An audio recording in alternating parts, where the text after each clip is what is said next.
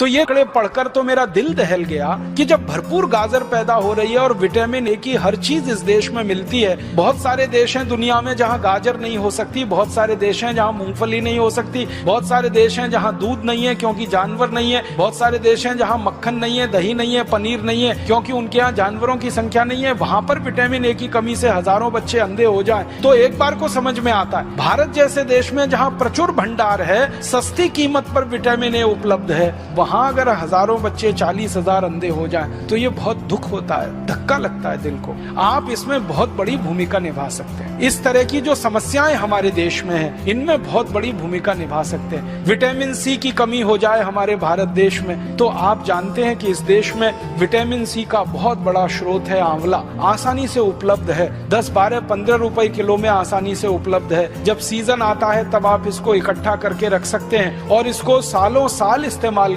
कर सकते हैं। तो आंवले के कई उत्पादन हैं, लेकिन लोग चाहे तो इसको अपने घर में ही तैयार करके हमेशा के लिए रख सकते हैं। इतना बड़ा स्रोत है विटामिन सी का। अब हमारे पास प्रकृति ने दिया, भगवान ने दिया, विटामिन ए के स्रोत हैं। विटामिन B12 की तो भारत में कभी कमी नहीं हो सकती क्योंकि यहाँ के लोग जितने तरह की सब्जियां खाते हैं, जितने तरह के फल, मौसमी फल खाते हैं, सवाल ही नहीं उठता कि हमको विटामिन B12 कभी कमी हो जाए। ऐसे हमारे देश में प्रकृति के द्वारा जो बहुत सारे समृद्ध पदार्थ हैं, सस्ते हैं, कीमत में आसानी से उपलब्ध हैं, हर जगह होते हैं। सबसे बड़ी बात है कि आंवला भारत में हर जगह आसानी से मिल जाता है, गाजर भारत में हर जगह आसानी से मिल जाती है, टमाटर हर जगह आसानी से मिल जाता है। तो क्यों नहीं हम इनका हमारे मरीजों में, हमारे देश के साधारण नागरिकों में प्रचलन बढ़ाएं और इस प्रचलन को हमारे देश में जितना ज्यादा आप बढ़ा देंगे, हमारे मरीजों की फालतू दवाओं पर निर्भरता उतनी कम हो जाएगी। कैल्शियम की कमी के आपके पास जितने सारे मरीज आते हैं और आप उनको कैल्शियम के बहुत सारे स्रोत बताते हैं और आप भारत में बहुत सारी सस्ती चीजों से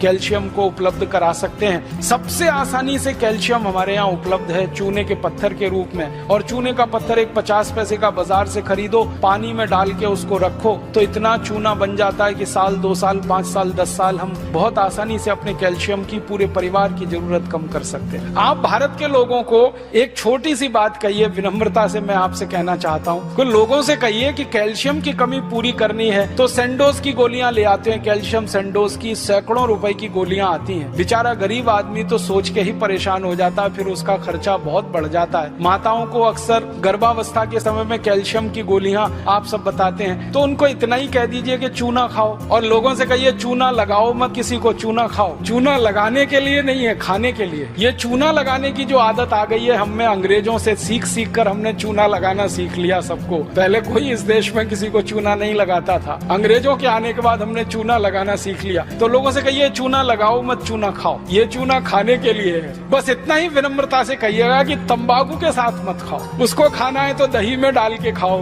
उसको खाना है तो दाल में डाल के खाओ, उसको पीना है तो पानी में डाल के पियो। मामूली सी मात्रा जीरे के दाने के बराबर, गेहूं के दाने के बराबर दही में, नहीं तो दाल में, नहीं तो सब्जी में, नहीं तो पानी में आसानी से खाया जा सकता है और बहुत बड़ा कैल्शियम का स्रोत है। भगवान ने इतना बड़ा कैल्शियम का स्रोत इस देश को दिया है, शायद ही किसी देश में होगा। वो चूने का पत्थर ही है जिससे हम सीमेंट बना रहे हैं, वो चूने का पत्थर ही है जो 20 तरह के उद्योग में जा रहा है। वो ही चूना हमारे मरीजों के कैल्शियम की पूर्ति में बहुत बड़ी भूमिका निभा सकता है। तो ये साधारण सी बातें आम आदमी के दिल दिमाग में बहुत जल्दी बैठ जाती हैं, लेकिन आप कहेंगे तो ज्यादा अच्छे से। कोई दूसरा कहेगा ना तो कुतर्क करेगा, तुम क्या डॉक्टर हो, तुमको क्या मालूम है। लेकिन जब कोई डॉक्टर उसको कह रहा है तो बहुत गहराई से, ये तो परंपरा से आई हुई है बात। चूना उसके दादाजी खाते थे, दादाजी के दादाजी खाते थे, वो भी खाते थे, देखा है उसने, फिर आपने और जोड़ दिया उसमें कि ये कैल्शियम का सबसे बड़ा भंडार है, तो बात तो पक्की बैठ जाएगी उसके मन में। फिर वो अपनी जीवन शैली को इस तरह से बना लेगा कि सेंडोज की गोलियां खा कर करोड़ों रुपए एक विदेशी कंपनी को देना, क्योंकि आप जानते हैं सेंडोज जो है विदेशी कंपनी है, उसके करोड़ों रुपए का धंधा सिर्फ ये गोलियों का ही है। और ये धंधा हम भारतवासियों के अनजाने में, गैर जानकारी में हो रहा है। अगर ये जानकारी बढ़ जाए भारतवासियों की तो बहुत बड़ा काम आप सब मिलकर कर पाएंगे। तो मेरा एक ही विनम्र आपसे कहने का प्रयास है वो ये कि आप थोड़ा एजुकेशन, किसी भी पेशेंट को थोड़ी एजुकेशन दीजिए, थोड़ी शिक्षा दीजिए, सामान्य ज्ञान उसको बताते जाइए ताकि वो गंभीर बीमारियों से बचता रहे, अपने परिवार को भी बचाता रहे।